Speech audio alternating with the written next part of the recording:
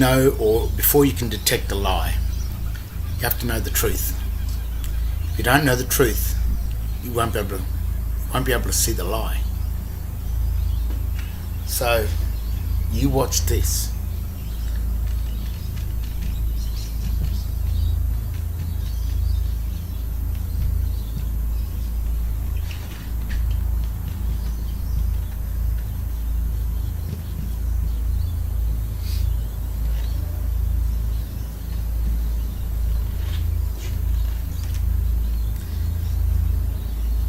Most of us will read that as the cat sat on the mat. But that's a lie. And the only way you can detect that that's a lie is by knowing the grammatical truth of that type of text.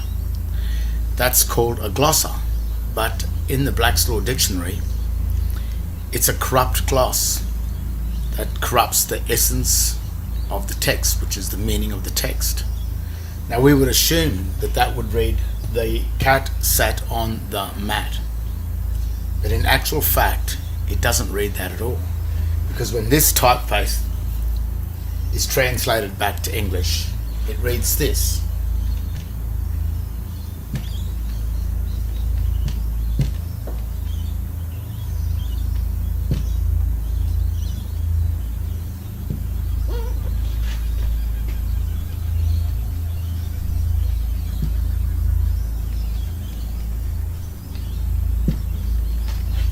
That's what it reads.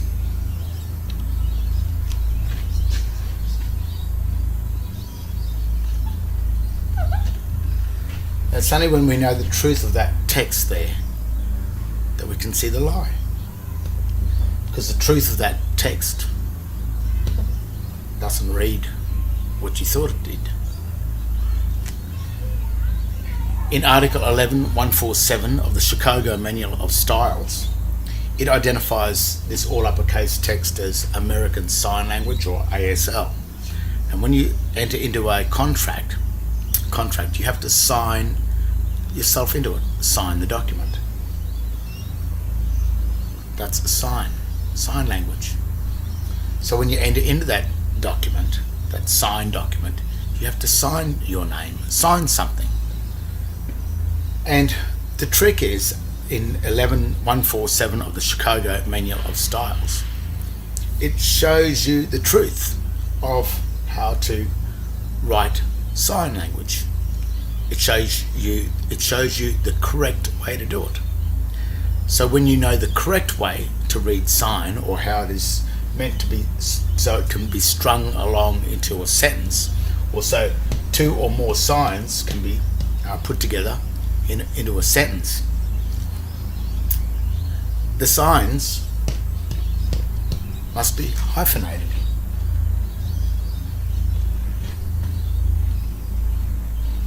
Because sign language follows the grammatical rules of ancient Latin, and it also uses ancient Latin, which is the all uppercase symbolic text, to create signs. So when you know the truth, when you write the cat sat on the mat and you put the hyphens in between, well, it actually reads the whole lot. It strings it together into sentence.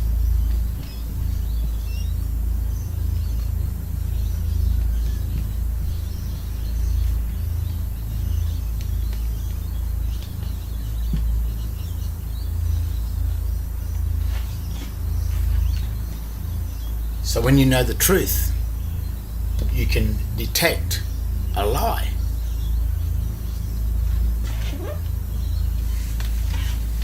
You see, we have been lied to for thousands and thousands of years, is what I assume.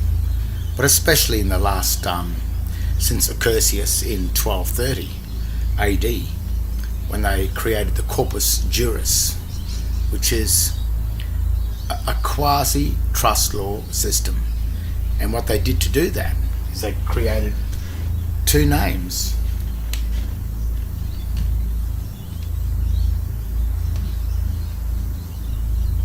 You might think that that's two names there. But but it's two words that constitutes one name.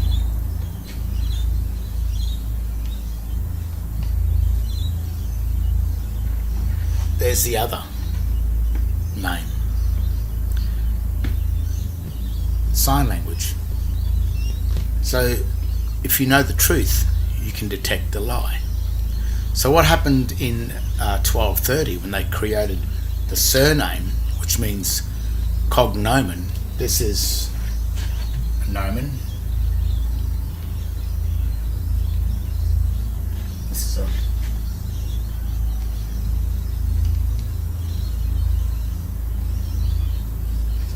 cognomen. That's a nomen. A nomen is the power of Rome. Cognomen is the machine of Rome. So it's the power of Rome. And this is the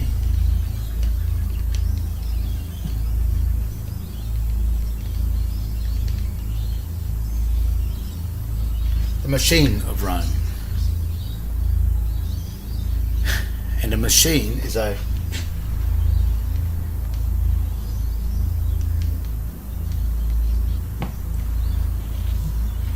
corporation. It's also the debtor.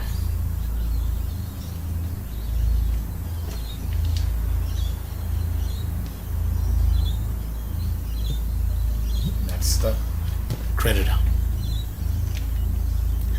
So when you know the truth, you can detect the lie.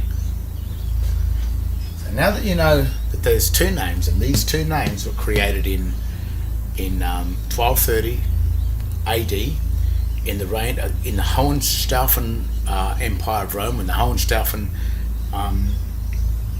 family ruled, I think from 1100 to 12 something, around roughly 100 years. It was in their reign of power that they perfected a thing called the Corpus Juris, that was created by Justinian around 530 to 560, and it was perfected in 1230, just after the Magna Carta, in order to counteract true common law. They had to keep going the private contracts of Rome, which were inside the Corpus Juris, or the law of the water, law of the sea, the Holy See. But now,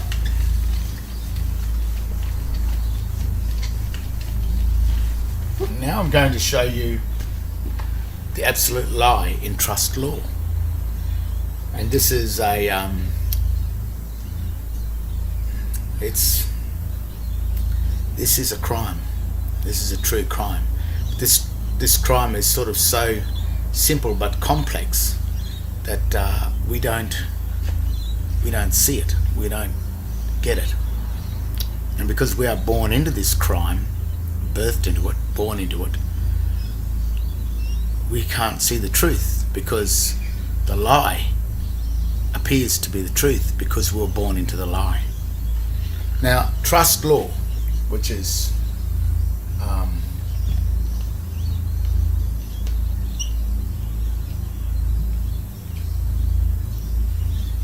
it has three elements, and it's usually used in private contracts, and it's a very powerful system, because if there's a contract established between two parties, a third party is present, and it acts as a go-between, but also acts like a witness to the agreement that was made.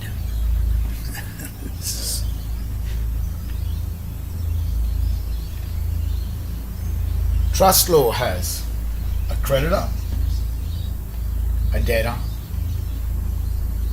and an administrator. It's got three elements in it. The creditor gives or grants the dominion. He may own some property, and if he's the sovereign, then he will own the mineral and energy wealth of the land that we were born onto, because that was a grant that was given to us in Article 1:26 in Genesis, where God granted dominion, which is the absolute authority, to man over land, air, sea, and the thing that creepeth, that is the surname, the cognomen. The creditor has power over all of this. What the creditor does is an administrator comes along, which is usually the Vatican,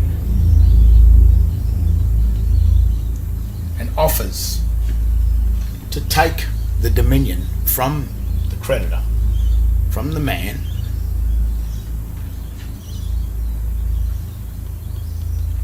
in order to administer it and look after it for man, so that he doesn't have to worry about it, but he'll take a percentage. And what the administrator then does is he offers this to a debtor to pay the debts of the bills of the state. So the administrator holds all these debts and he gives it to the debtor. The debtor pays the bills, but what the debtor gets is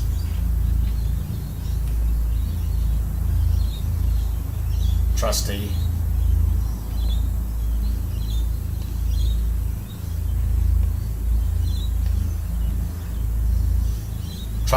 compensation.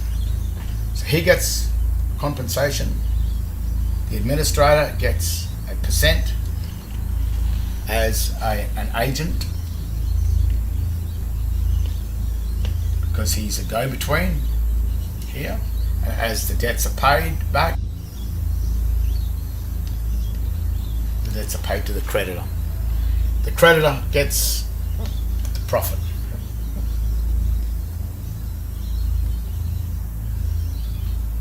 Creditor gets the profit, gets all of his estate looked after by the administrator.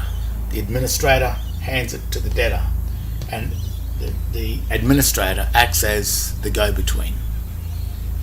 That's how a trust works. That's the truth. Now that you know the truth about the trust, you should be able to detect the lie. So we have the truth. There's a creditor, there's an administrator, there's a debtor. 1, 2, 3 parties makes up the Trinity, the trust. 1, 2, 3. That's the key.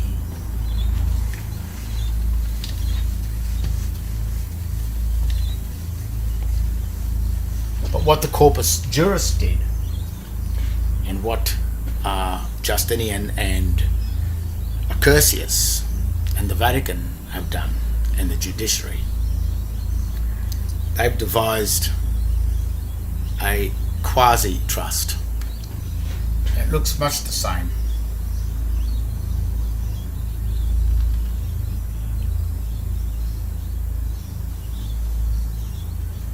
But it is a quasi, which is a fictitious trust, a fiction trust, and it operates as the office of creditor, the office of administrator, and the of debtor. The office of administrator, the office of the debtor, and the office of the creditor. But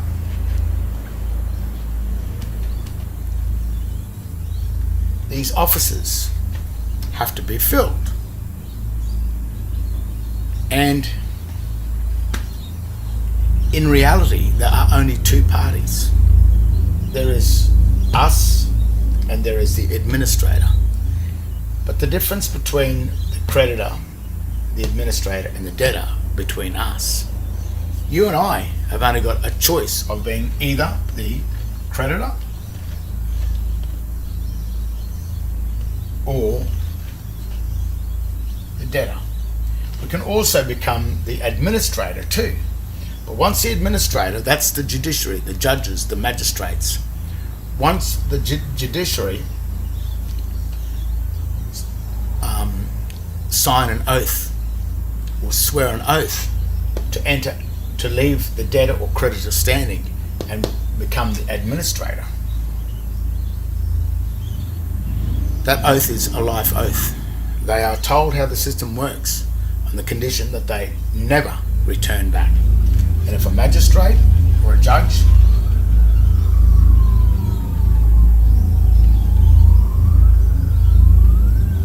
ever attempts to act as the creditor or ever attempts to step down here, then the magistrate will surely die. He won't last. The Vatican will make sure he doesn't last, and rightly so. But when it comes to us, so that puts the magistrates up into the office of the administration. But what one are you? Well, if you have a look on your birth certificate, it says on the day you were born, something was birthed. And that was Smith.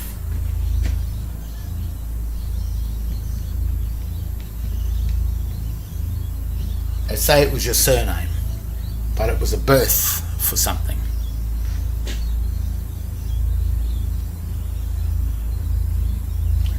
And about a month later, your Christian name was then birthed.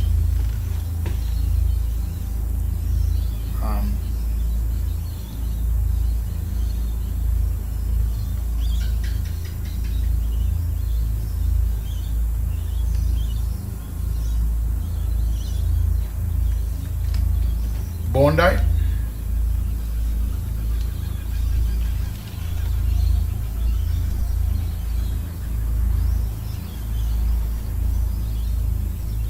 And registration date.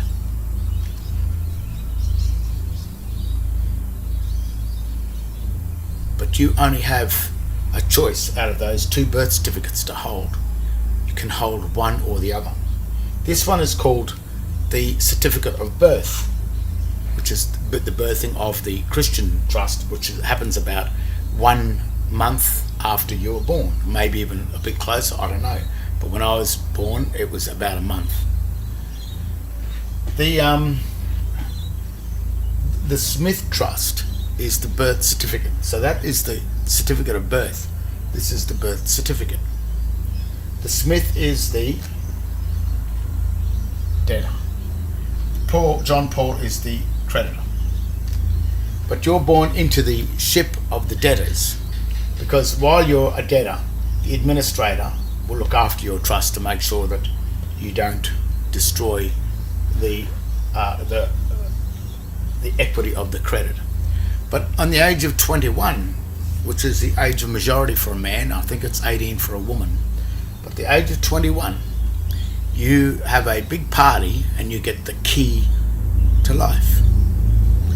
And a lot of people get this key, but a lot of people don't understand what the key's all about. Well, it's really the sister key trust.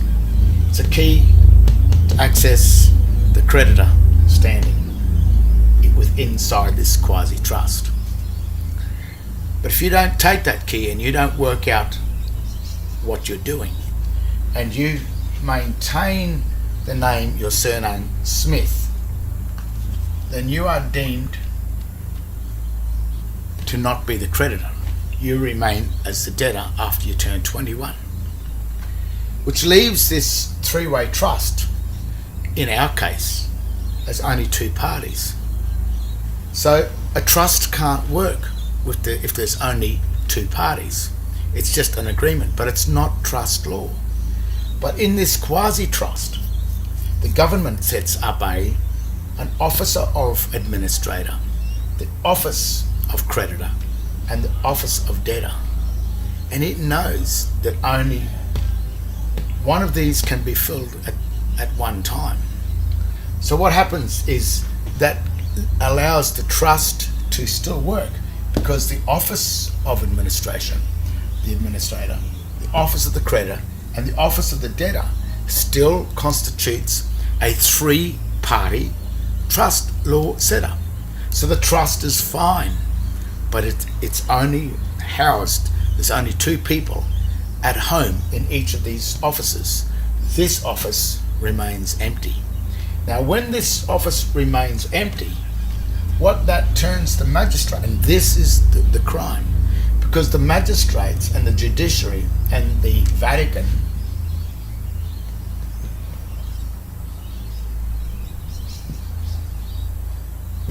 that offered to act as the administrator, the minute the creditor is not there and it turns into just a two-way trust,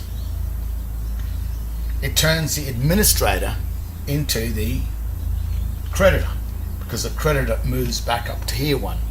That becomes the creditor. He becomes just the debtor.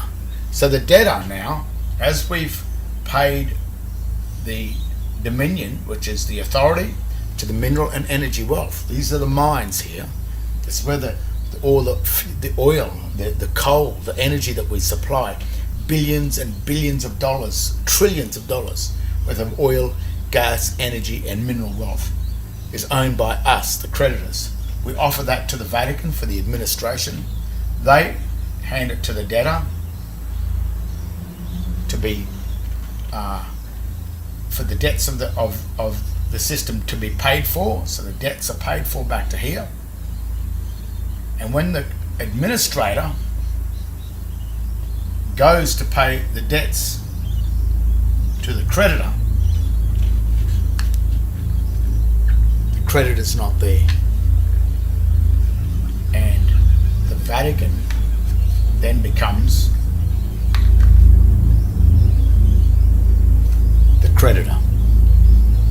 So the trust is a quasi-lie set up to let us believe that it's all properly working. So when we go into the court, we go in on this side, the police or the councils, they sit on that side.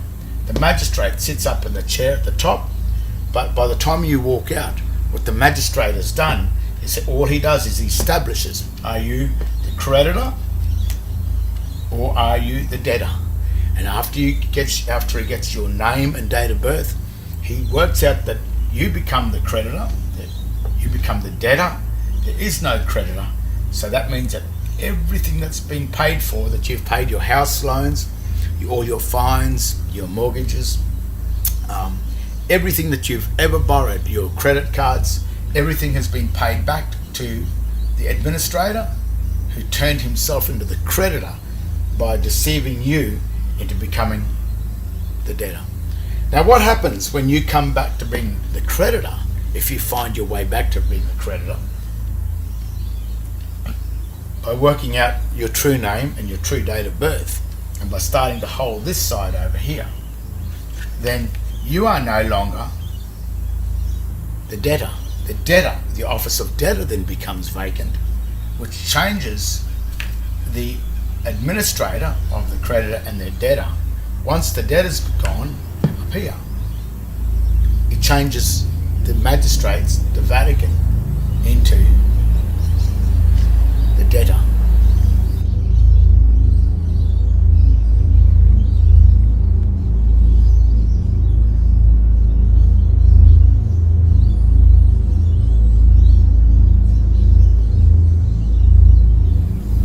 That's why the administrator and the magistrates and the police and the government are so hell-bent on you remaining dumbed down, holding the surname, because what this three-way trust does, that is only housed by two parties. It's housed by the Vatican and us. And we make the choice, are we creditor or debtor?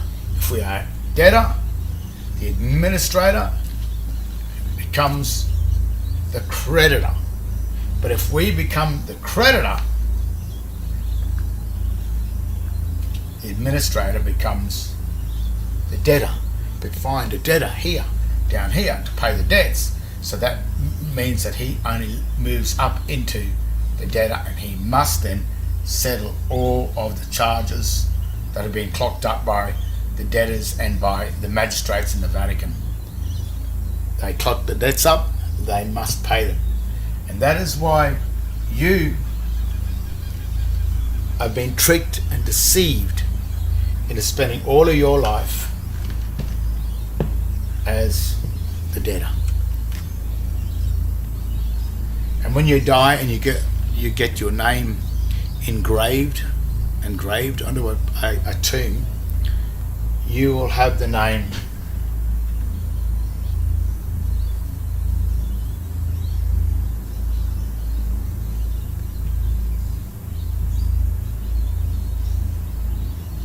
John Paul Smith. That is the debtor. And it's also the born date.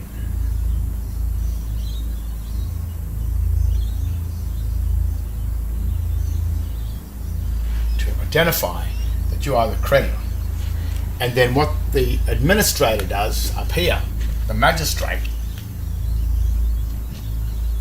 he makes sure that that name goes on the tombstone, and he uses the tombstone as the absolute confirmation that you as the debtor never return back to being the creditor, because the proof is on the tombstone. The final stone, the final act that you did is the final act of death. You remained as John Paul Smith. You did not come back as the creditor, as John Paul. The evidence is on the tombstone. That is your eternal death. So that gives the administrator the right to claim the estate of the creditor and never have to pay back. And what he's done, it's called conversion, because he converted the mineral and energy wealth, the dominion. This is the dominion. Over here, he converted the dominion of man and stole it and took it for the magistrates and the Vatican, which is the serpent usurper, which is the snake.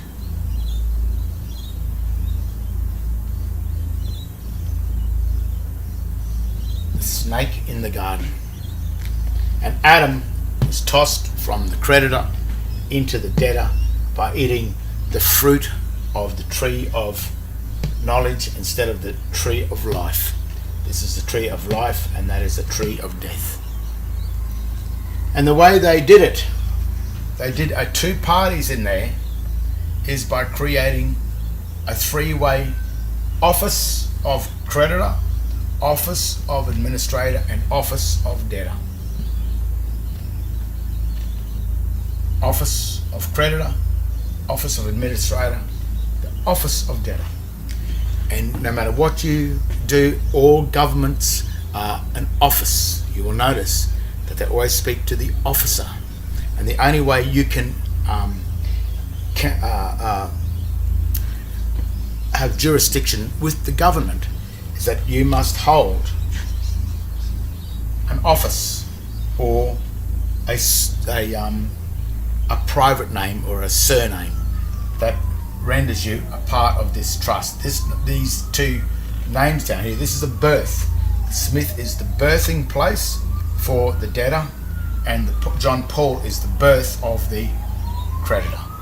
And it's what birth or what office you hold in this system that makes you either the creditor, which turns the administrator into the debtor, or if you're the debtor, it turns the administrator into the creditor.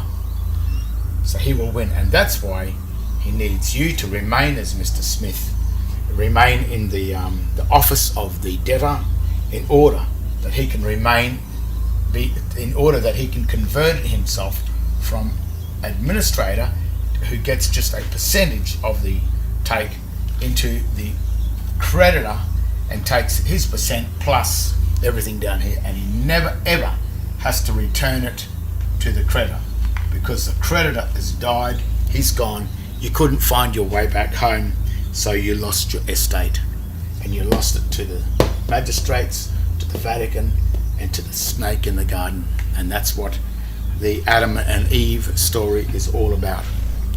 That is the perfect crime.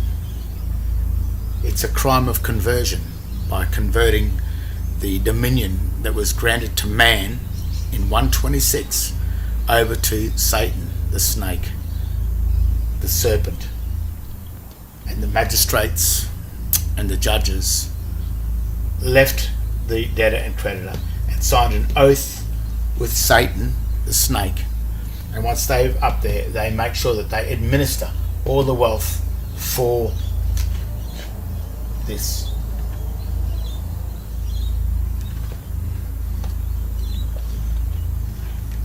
And that's what's happening. That's exactly what's been happening.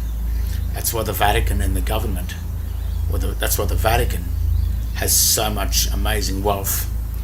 And that's why the Vatican Bank and its corporations and the Rothschilds, that are the debtors of the Vatican, the first debtors, are acting as the agents that are actually converting the dominion of the creditor into their pockets and leaving us as a debtor through the grammatical deceptions, sign language, and they're using the debased sign language, which is the corrupt glossa, the corruption of the glossa, in order to fool and trick us into falling into a quasi-trust, a quasi-three-way trust, which means a copy of a real trust, but it only can have two parties, which destroys the essence of the trust.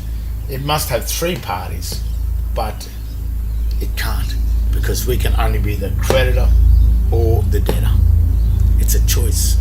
That choice was established in the Garden of Eden with God when he said to Adam, if you eat from the tree of knowledge, the tree of death, you will surely die.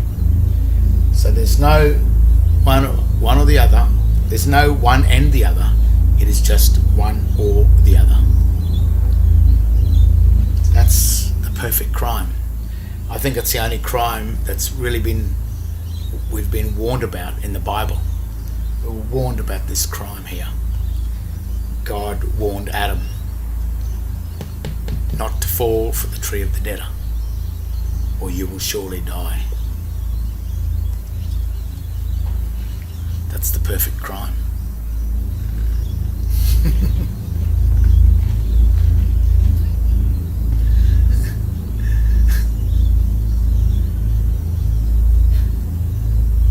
I don't blame you if you can't work it out, because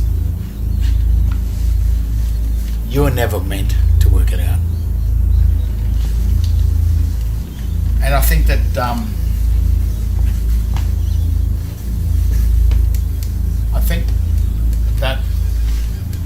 Satan's time has come. But even if it hasn't come for this planet and no one works it out, if you work it out, then that's the end of Satan. That's the end of the administrator acting as the creditor. He falls back into where he should be, back into the debtor, because that's where he started out as. It was only through his trickery and deceit that he changed or converted himself from being the debtor into the creditor. But when you awake up to it, when you can see the truth, then you will be able to see the fiction or the lie.